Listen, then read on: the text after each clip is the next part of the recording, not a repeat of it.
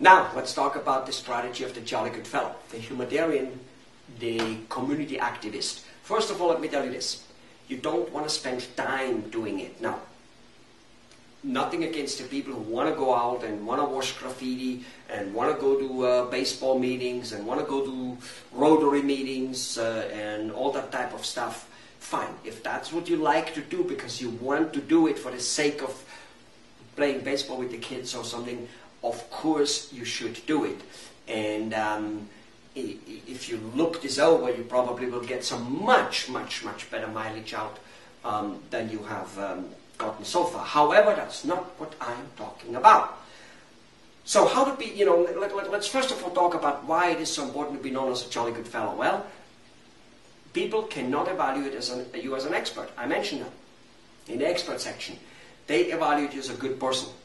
And who is a good person? The person who does something with children, the person who does something with elder people, and with poor people. The people who help people. Frankly, now that we have a little bit of a downturn recession, this principle I have noticed with my clients works a lot better than when everything is going well. Apparently, when everything is going well and the economy is great, and apparently there's no poor people, which is just not true. And of course we have children, but for some reason people are a little bit more materialistic and their eyes are not open. Now they seem to be open. And people love it when you do things with children, poor people, and elder people. Keep in mind, whether you see children in your profession, let's say you're a pediatrician, or whether you never see children because you're a cardiologist or an endodontist, okay, doesn't matter. Because it is not the children who decide to come to you. It's the parents and the grandparents who decide to come to you, whether they come to you for the children or for themselves. But if you do things for children, with children, and old and poor people, people love you. It's a little bit like, what do you think why every president we have has a dog? And if he doesn't have one, he gets one within a week of moving into office. Because if you don't like dogs, you're not a good person, apparently. And the truth of the matter is, when a salesperson comes to your house and your 5-year-old kind of like puts a lollipop in his face and and the salesperson genuinely doesn't mind. And then the big German Shepherd you have comes and the salesperson, despite of wearing a 3-piece suit, genuinely doesn't mind. Puts his hand into the dog's mouth and wicks him over and plays with him. That guy can sell you the Brooklyn Bridge. And if not the Brooklyn Bridge, at least a couple of Kirby vacuum cleaners. So, concept is however important. We want to do this with a concept. Okay?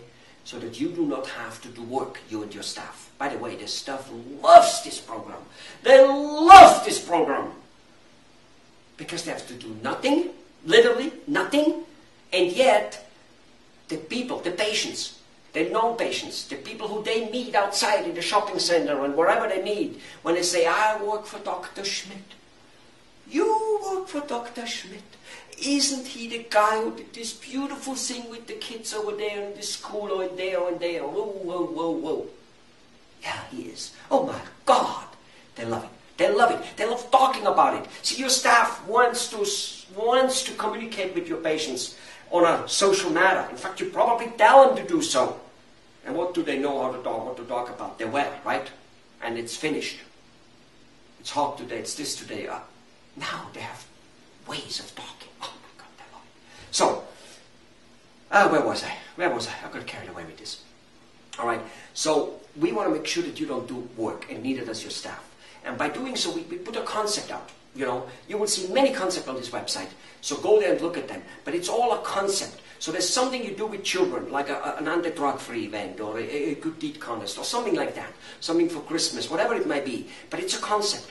And you don't have to do anything. And that concept gets pushed out 99% of the time via email to the church leader, the fire chief, the Red Cross chief, the mayor, the city council, the school teachers, the Boy Scout leaders, and those, including small business owners, and of course the public at large as well.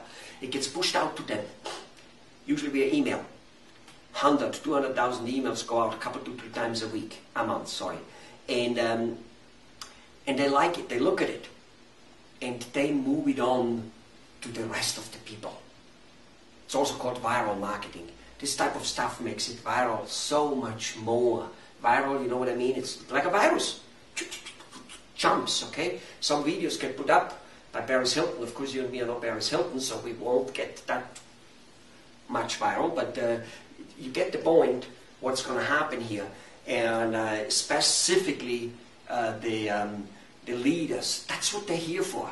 You see, a school teacher can never ever really promote you as a good dentist or as a good surgeon or whatever it is. Officially not. As a person in a neighborhood she or he lives, yes, but not officially. They get fired. But this type of stuff we're talking about can be done. And by the way, you need to do 8, 10, 12 events like that a year. And by the way, you don't spend time on it. It's a concept which gets moved out and then gets spread and spread and spread and spread and spread.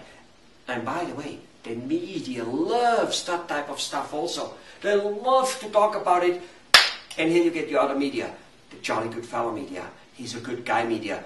That's how we put presidents into offices. And if this type of stuff can fill, and it does fill, the office of the most important position in any and all countries across this planet, trust you me, it will fill your office. Especially if used in synergy with the rest of the stuff. Go look at it, read it, do it. Most importantly, do it. Bye-bye.